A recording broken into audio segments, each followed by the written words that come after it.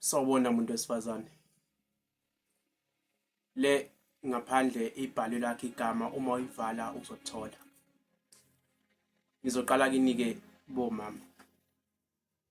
Uma umama ukwazi ukuthi umntwana wakhe kubikele usizo lwakho lasemshadweni uthi wena mntwana wami buyele emendweni ingabekezela. Mase ngithi-ke hlala phansi ungibalele abantu besifazane sebebulawa yini ba ukuthi bangakhi la ngaphandle. Bobonga umntwana wakho mengabe khonile ukubuya waba nenkani wathi la ekhaya uyahlala. Ungabe umxoshise kwenje ngoba lokho kwenza uyisole impilo yakho yonke mase ngabe usumzibele. Ngiyawazi la magama ethi ukuba umntwana wami ngamlalela. Awamvusa umuntu wesifazane-ke esethubile uma kusuhlukanisiwe lenyama. Mase ngiza kuwe iqhawekazi ngithi ngizokuvuma ngikushayela ihlombe ngomsebenzi omuhle wawenza wathi umphefumulo wakho nenyama kusahlangene wathi inyawo zami ngibelethe. Mina ngikusoleke noma beyakubiza ngomabuye emendweni endaweni kodwa lokho wakwenza kwakufanele wena umphefumulo wakho owakho kuphela awunasibelo ukhumbula. Bese-ke ngibingelela wena-ke umuntu wesifazane abakubiza ngenyumba emshadweni.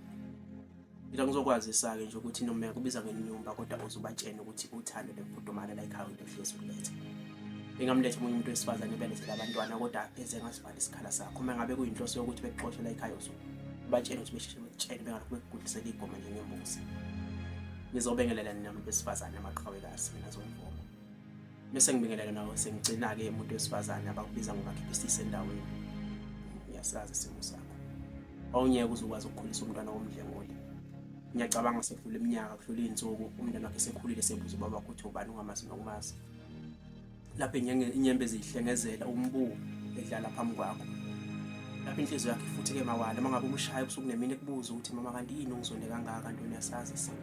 Kungcono khona ukuthi umkhiphe kunokuthi sonke leso hluku usikhiphela kuyena. Mina ngikusule. Sanibonani bantu besifazane. Namhlanje ngithini namhlanje kunamaqhawekazi ngizonishayela ihlombe. Ngingavumeli amagama aqhamuka kwabanye abantu ezemhlukumeza. Isinqumo sithathile sehlangene nawo umphefumulo wakho wodwa awunasibheke. Imbongi yasenhlwa kuthi yanithanda usuku lwemini besifazane.